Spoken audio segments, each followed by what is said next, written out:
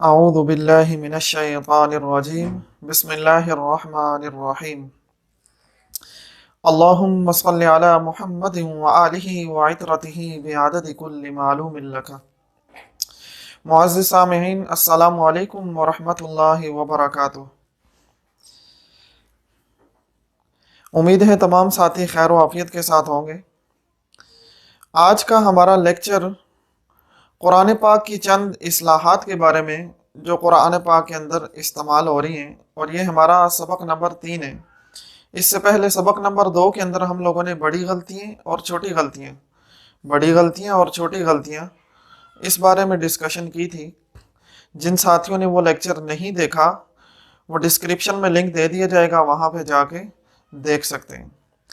آج کے لیکچر کے اندر چند ضروری اصلاحات جو قرآن پاک کے اندر استعمال ہو رہی ہیں وہ ہم دیکھیں گے، اور ہر ساتھی ان اصلاحات کو قرآن پاک کے اندر دیکھتا ہے استعمال ہو رہی ہیں۔ یہاں پہ ہم مختصر انداز میں اس کو سمجھانے کی کوشش کریں گے، تاکہ جب قرآن پاک کی تلاوت کی جائے اس وقت ہر ساتھی کو سمجھنے میں آسانی ہو۔ آئیے دیکھتے ہیں جو قرآن پاک کے اندر اصلاحات استعمال ہو رہی ہیں وہ کون کون سی۔ بسم اللہ الرحمن الرحیم۔ سب سے پہلی جو اصلاح ہے وہ ہے حرکت۔ انتہائی آسان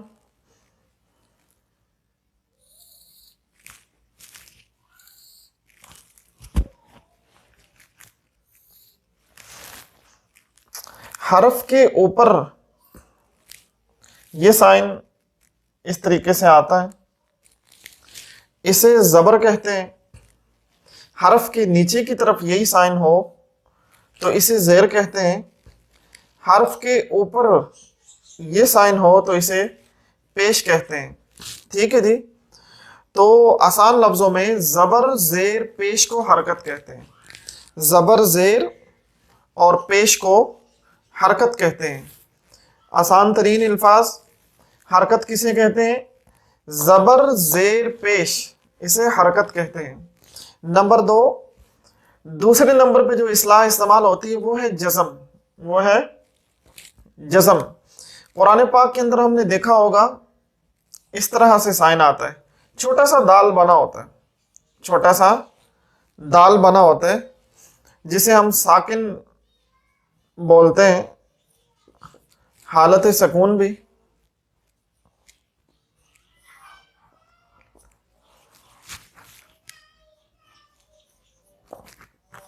حالت سکون بھی بول رہے ہوتے ہیں۔ تو یہ جو سائن قرآن پاک کے اندر آتا ہے، چھوٹا سا دال بنا ہوتا ہے، اسے ہم جزم کہتے ہیں، ساکن بھی کہتے ہیں، حالت سکون بھی کہتے ہیں۔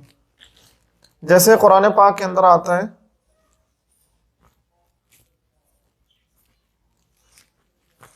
قل۔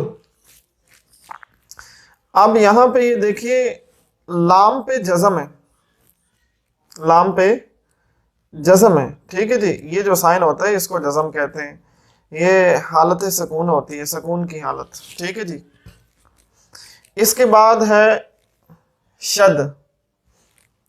قرآن پاک کے اندر آپ نے دیکھا ہوگا چھوٹا سا یہ سائن بنا ہوتا ہے، ڈبلیو ٹائپ، ٹھیک ہے جی؟ جس حرف پہ یہ سائن آ جائے اس کو مشدد کہتے ہیں۔ جس حرف پہ شد آ جائے، یہ جو سائن ہے اس کو شد کہتے ہیں، اور جس حرف پہ یہ سائن آ جائے اس کو مشدد کہتے ہیں، ٹھیک ہے جی؟ اور یاد رکھیے جس حرف پہ شد آ جائے اس کو 2 دفعہ پڑھا جاتا ہے، ایک دفعہ ساکن اور ایک دفعہ متحرک حرکت کے ساتھ۔ جیسے مثال کے طور پہ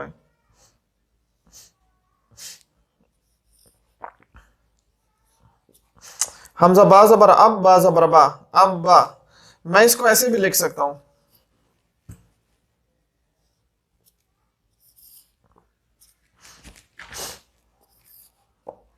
اب یہ دیکھیے غور کیجئے،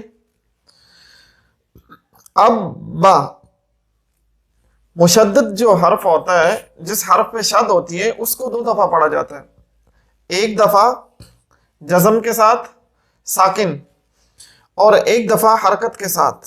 ٹھیک ہے جی، ایک دفعہ حرکت کے ساتھ. قرآن پاک کے اندر انشاءاللہ تعالیٰ اس کی مثالیں ہم دیکھیں گے. تیسرے نمبر پہ ہے مد. چوتھے نمبر پہ آتی ہے مد. چوتھے نمبر پہ آتی ہے مد. قرآن پاک کے اندر ہم نے دیکھا ہوگا یہ سائن بعض مقامات پہ چھوٹا ہوتا ہے اور بعض مقامات پہ تھوڑا بڑا ہوتا ہے. اس کی وجہ کیا ہوتی ہے ہم انشاءاللہ تعالیٰ اس کو دیکھیں گے. مد یاد رکھیے آسان ترین الفاظ میں حروف کو کھینچنے کو کہتے ہیں. ٹھیک ہے جی، جس حرف پہ مد آ جائے اس کو کھینچا جاتا ہے. لمبا کرنا، کھینچ کے پڑھنا، لمبا کرنا، کھینچ کے پڑھنا. اور مد کی کافی ساری ٹائپس ہوتی ہیں جو ہم انشاءاللہ تعالیٰ قرآن پاک کے اندر ڈسکس کریں گے. فی الحال اتنا یاد رکھیے جس حرف کے اوپر یہ سائن آ جائے اس کو لمبا کرتے ہیں، کھینچ کے پڑھتے ہیں. لمبا کرتے ہیں، کھینچ کے پڑھتے ہیں. یہ 4 اصلاحات ہیں جو قرآن پاک کے اندر استعمال ہو رہی ہیں، جو کہ ہر کسی کو پتہ ہونی چاہیے. اسی ضمن میں یہ دیکھیں ذرا قرآن پاک کی ایک آیت مبارکہ سورہ بقرہ کی ابتدائی آیات. اب یہاں پہ دیکھیے لام پہ یہ سائن آ رہا ہے، اس کو ہم کیا کریں گے؟ کھینچ کے پڑھیں گے کیونکہ یہ مد ہے. یہ کیا ہے؟ مد ہے. اب یہ دیکھیے یہاں پہ آ گئی ہے شد. ٹھیک ہے جی، اس کو ہم لوگ 2 دفعہ پڑھیں گے. جیسے الف لام میم. دیکھیے اب یہاں پہ ایک دفعہ ہم لوگ ساکن پڑھ رہے ہیں اور ایک دفعہ حرکت کے ساتھ پڑھ رہے ہیں.